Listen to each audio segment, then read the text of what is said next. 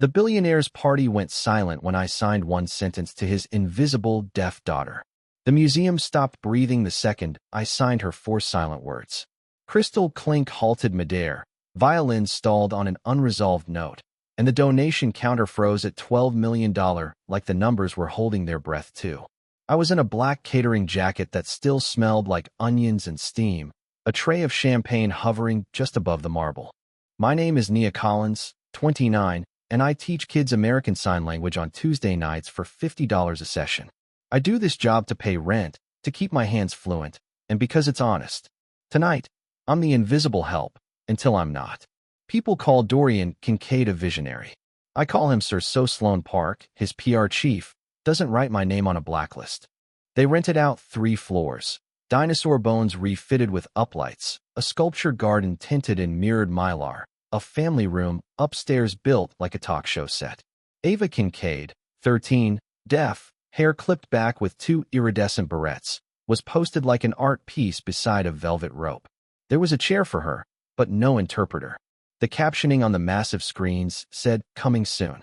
Guests gushed about inclusion without looking at the girl being curated into silence. Ava's eyes met mine when a handler waved me away from offering her water.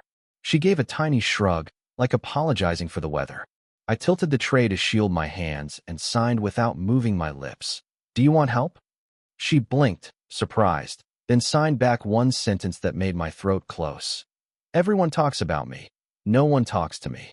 The nearest donor saw our hands and frowned like we were passing secrets. Sloane's radio crackled. Security shifted their weight. The tray trembled in my fingers, glasses kissing like teeth. That's when the whole party went silent because Ava touched my wrist and signed something else that would change everything tonight. And then Dorian Kincaid turned toward us like he'd smelled smoke behind his curated smile. I hadn't yet learned why Ava signed a time and a name. From the moment load-in started, erasure felt choreographed. 2 volunteers in branded teal tees practiced fingerspelling their own names wrong in a mirror while laughing. The accessibility desk opens at 8, but doors to donors opened at 6. A folding chair labeled interpreter sat empty, tape curling at the edges like a joke that got tired. When I asked the AV guy about live captions, he pointed to a slide that read, "Captioning TBD," and told me not to worry. The video would be silent anyway, which told me everything and nothing at once.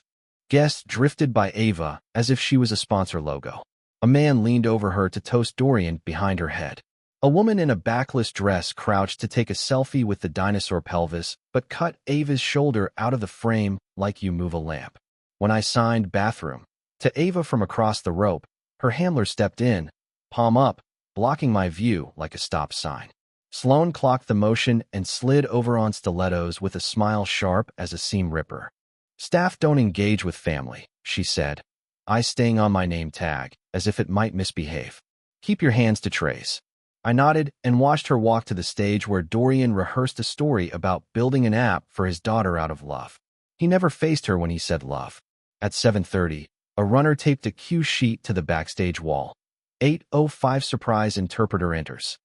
5 minutes later, that line was still highlighted in yellow, and the interpreter chair was still empty. I felt the fuse catch when a guest laughed about mute energy and clinked a glass. That's when a handler tugged Ava's elbow hard enough to lift her heel.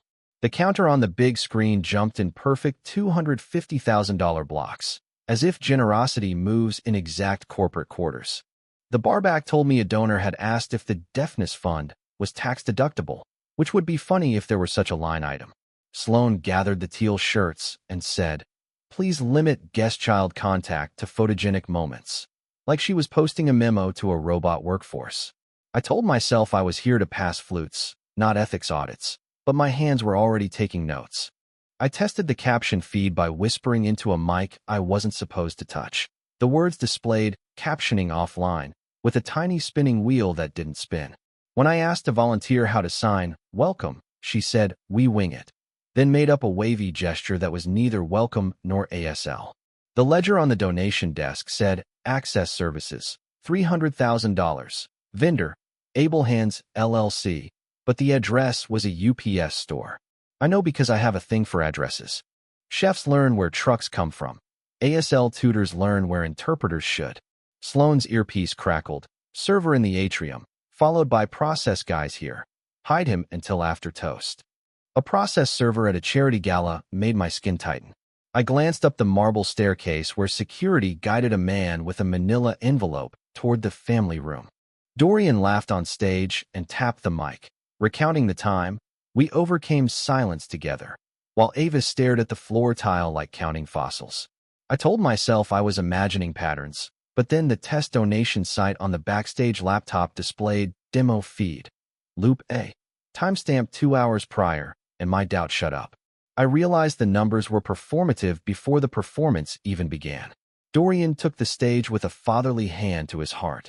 My daughter teaches me every day, he said to 1,000 borrowed diamonds and rented tuxedos. He didn't look at her. Applause broke like surf in a shallow pool. I wove through tables to refill water and stopped by the rope because Ava looked dehydrated. She signed water, so small I almost missed it. I lifted a glass and angled it toward her lips. A handler slid between us, palm open, theatrical, and said, "No staff contact with family." Loud enough for table 6 to look. Sloane materialized and placed 2 fingers lightly on my wrist. "We can't have optics of staff feeding the child," she murmured, smiling so it photographed as kindness. Laughter feathered in from the bar. Hands to trays. Dorian began a scripted bit about building a voice app for Ava, demoing a tablet that captioned his own words perfectly. A ripple went through the back when a tall man with a legal envelope approached the side stairs. Security intercepted and steered him upstairs. The legal envelope flashed staple-studded in the stage lights. Sloane's smile only widened. "Ignore any distractions, please," she whispered toward her headset. The interpreter chair remained empty, strobing under a pinned spot like an accusation. I set my tray down, broke protocol, and signed to Ava across the rope. "I see you." Her face changed like a curtain lifting. She lifted a hand but dropped it when Sloane's shadow came over us. Dorian's joke landed, and the room laughed on cue. The handler leaned close to Ava and mouthed something I could read. "Behave." Back of house, the air felt like boiled lemons and stress. Sloane summoned staff to a quick compliance huddle by the ice machine. She held a slim folder of NDAs like hymnals. "Updated confidentiality," she said. "Phones off, locked in bins until breakdown. We're protecting a child." She smiled in the key of litigation. A guard rolled out 2 plastic tubs. A few of us exchanged looks. Mateo, the head chef, wiped his hands and muttered, "Cameras got no SD cards anyway." Then louder, "Back to stations." I slid my phone into the bin, empty as a pocket turned inside out. My hands felt itchy without it, but some muscle memory replaced the urge to scroll with the urge to notice. I noticed the camera above the pantry wasn't recording, the tiny red light dead. I noticed an AV tech swap an HDMI cable to a splitter labeled Feed B. I noticed a post-it on the fridge, "Rehearsal 3 p.m., surprise moments." In the margin, a doodle of confetti. Sloane caught me looking too long. "Staff who overstep will be replaced," she said softly. "And sometimes blacklisted." The word landed like a dropped pan. I carried out the next tray, hands steady, spine colder. At the rope, Ava's eyes found me, holding a question I couldn't answer yet. Then Mateo brushed past and whispered, "If you see something, keep it in your pocket." The rehearsal schedule was still taped backstage, highlighter bleeding through like a bruise. Under 8:40 genuine surprise interpreter entrance, someone had scribbled "backup," subtitled clip. The subtitled clip file name on the laptop was AVA_reaction_take 3, MP4. My mouth tasted like tin. I clicked it and saw Ava's face from a prior day, reacting to an interpreter who wasn't here, a timeline planted like a tree in plastic soil. The captions glossed ASL wrong, word for word English, stilted, a translation that felt like a suit 2 sizes off. I walked out and signed to Ava when the handler was distracted. "Interpreter late?" She rolled her eyes and signed, "Never coming." Then, after glancing at the handler's back, she signed one sentence. 4 words that tightened the room around me, a name and a time. I didn't understand yet, but the precision of it made my skin prickle. She tapped her own wrist where a watch would be, then glanced toward the upstairs corridor. I nodded like we were just miming a polite greeting. The violin swelled. Dorian launched into the "Father Who Listens" segment. My tray floated. On my way back to the kitchen, I passed the donation desk. The ledger's Able Hands LLC line had a fresh sticky note. Invoice pending. Send to Sloan, not finance. Back in the corridor, Mateo stood under the dead camera. They staged spontaneity, he said without looking at me. Seen it before. I asked if he recorded. He tapped his cap. We all do. Something in me clicked from caution to intent. I decided Ava's next sentence would not vanish into curated noise. I needed proof that wouldn't die when the lights did. So I started with small receipts. The donation test feed on the laptop had playlists named Loop A and Loop B with timestamps that predated the first guest arrival by 2 hours. I wrote the exact times on the back of a menu card. In the freight hall, I overheard 2 teal shirts say, "Do we smile more for death?" and answer themselves, "Just clap bigger," then giggle. I found a ledger printout abandoned near the AV case. Access Services pointed to Able Hands LLC, whose listed suite number matched a UPS store I'd used once to return a blender. When I offered water near the rope again, Ava signed, "Don't leave me," then flicked her eyes to the balcony above us. At 8:15, a man with the manila envelope came down the service stairs looking lighter, like someone had taken a weight from him. Security ignored him now. My pen scratched. 8:15, process server exits. I sidled past the stage to the side corridor labeled Family. A second phone buzzed on a console table, lit up with a preview that read Sloan, keep her off stage. It wasn't my phone, and I didn't touch it, but my brain took a picture anyway. Back downstairs, the counter clicked a neat $500,000 jump right after a pre-timed standing ovation. Ava caught my eye and signed something new, and now it wasn't a question. She signed, "He takes my voice upstairs at 9. At 9, the family room upstairs glowed like a morning show, lights cool and forgiving. Guests were supposed to be downstairs for dessert. Security was supposed to steer them away. I carried a tray of espresso up anyway. Through the glass, I saw a couch staged with family photos that hadn't been upstairs an hour ago. On a side table sat a binder labeled Foundation PR, Q3 Stories, each tab a moment, with a photo thumbnail. A monitor showed the donation counter on a 10-second delay, not a live feed. The line item for accessibility, 300,000, was repeated across shells. Able Hands LLC forwarded money to Inclusive Moments, which forwarded to Third Ear Media, all with the same P.O. box. I wasn't a forensic accountant, but shell companies smell like citrus cleaner covering something sour. I flipped a page in the binder. Ava, Surprise Interpreter Reunion, with a sticky note. Use take 3. My stomach turned. Downstairs, Dorian was telling a story about listening beyond sound. Upstairs, a reporter's chair waited empty, and a lav mic lay coiled like a sleeping snake. It hit me that the charity was a pass-through funnel, and Ava's world, her language, her choices, was packaging. I realized misused funds were the skeleton. Tonight was just its smile. Intent needs a map.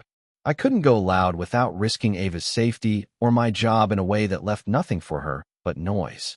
So I set a quiet trap that sounded like service.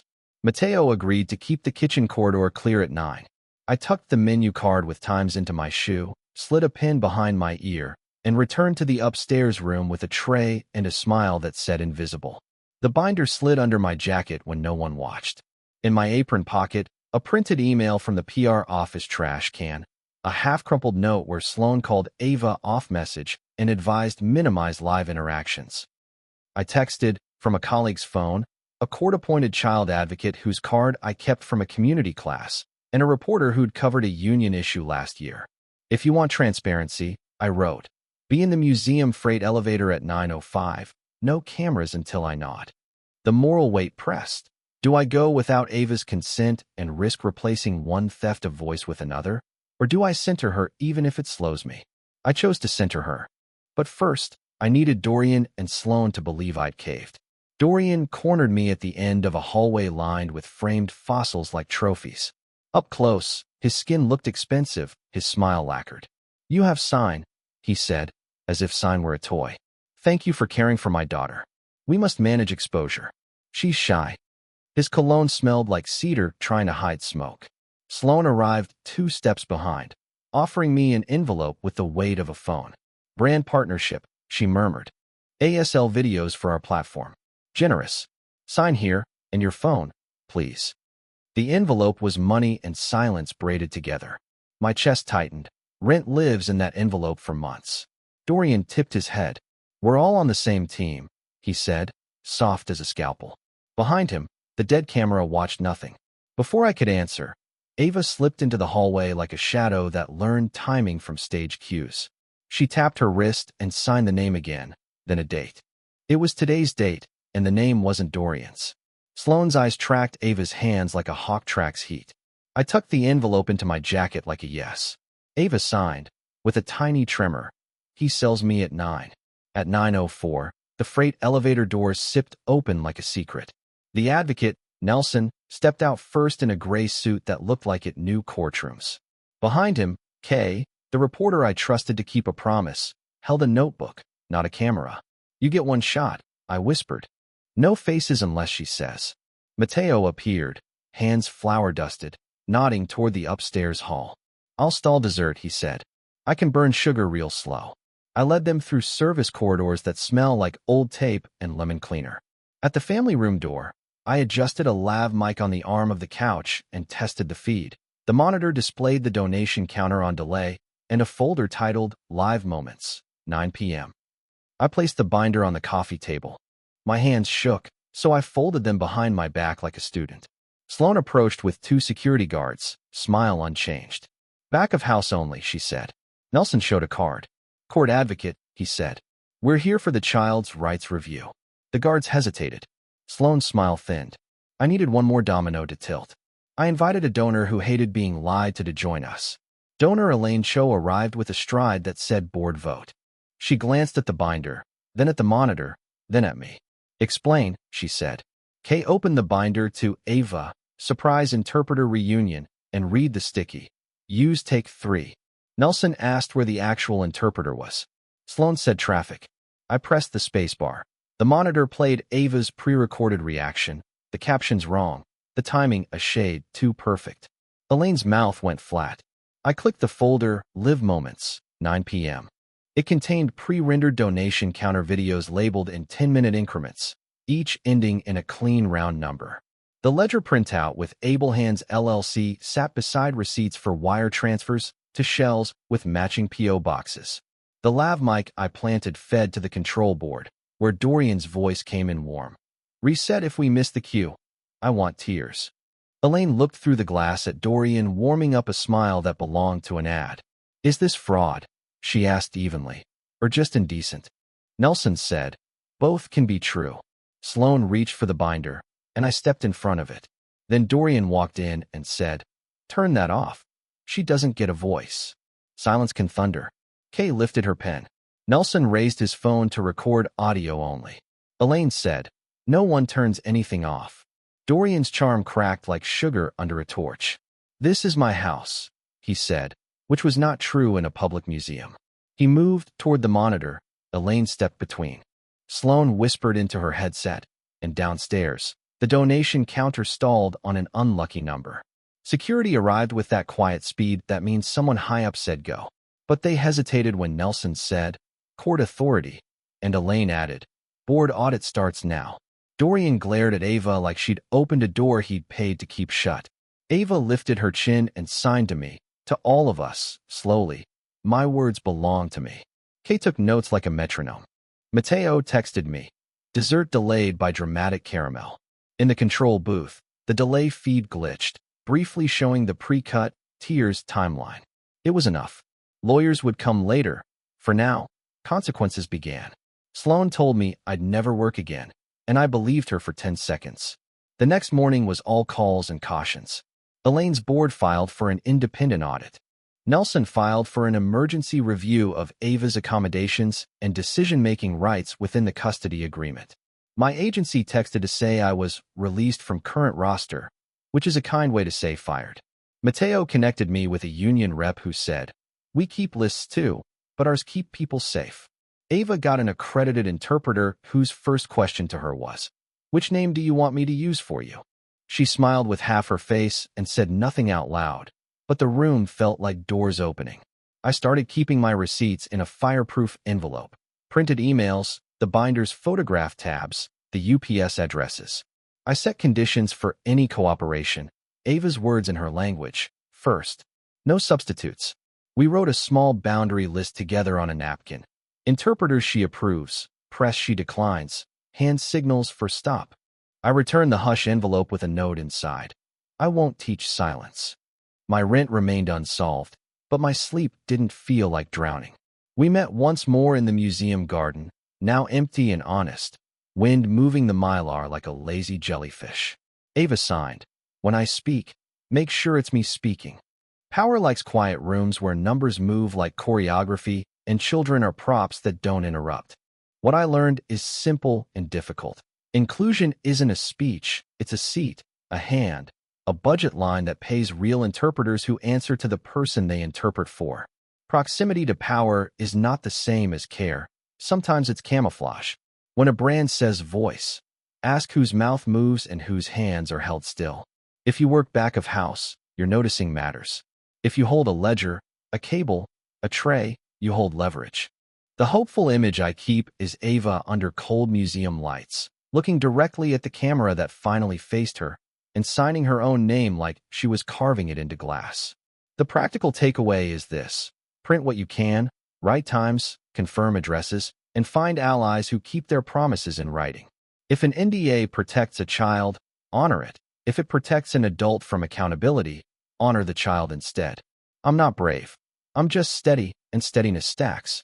On my way home, I passed a UPS store and smiled without malice for the first time in days. Because when the music stopped, her words finally filled the room.